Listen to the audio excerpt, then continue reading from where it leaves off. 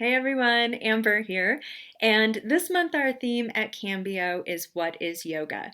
So I'll be talking about what yoga is from the eight-limbed path or the Ashtanga path that is laid out in the Yoga Sutra by Patanjali. There are all kinds of other traditions in yoga, so there's all kinds of other answers as to what yoga is.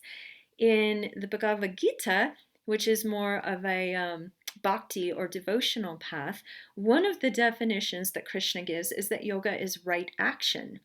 So that certainly can be yoga. Whatever reason you're doing yoga, whatever yoga is to you, is also yoga. So there are all kinds of ways to define yoga in the different traditions. And I think it's also important to note that the Yoga Sutra is not the end all be all. It is one way to understand yoga and to practice yoga, but there's a whole myriad of rich traditions that have been practiced that have nothing to do with the sutras. So, beginning to that, Patanjali says in Sutra 1.2, Yogas chitta vritti nirodha.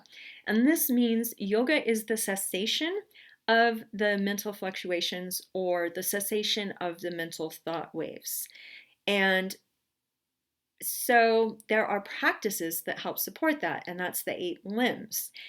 He's not saying yoga is a pose we do or a shape we make with our body. In fact, there's only, I believe, only three that even refer to asana or the poses.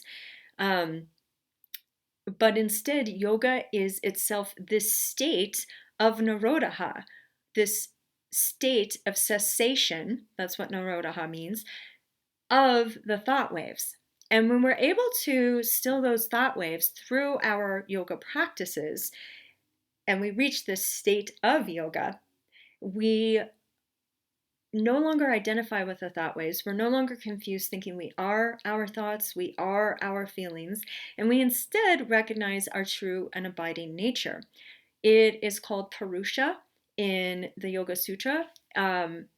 You'll also hear it, there's all kinds of names for the true and abiding nature. The one I really like is Sat Chit Ananda, and this one means truth, awareness, bliss. So in the yoga tradition, there is a belief that you and I and everyone we know is at their core whole and complete and has just misidentified with these thoughts and these feelings and the mind and the body, and that it doesn't mean we can't enjoy our bodies or enjoy our emotions or our thoughts, but we are looking to stop believing we are those things. And so Patanjali would say that means you need to completely still the mind, the vrittis of the mind, the thought waves of the mind. So that's what every practice is helping us to do with that.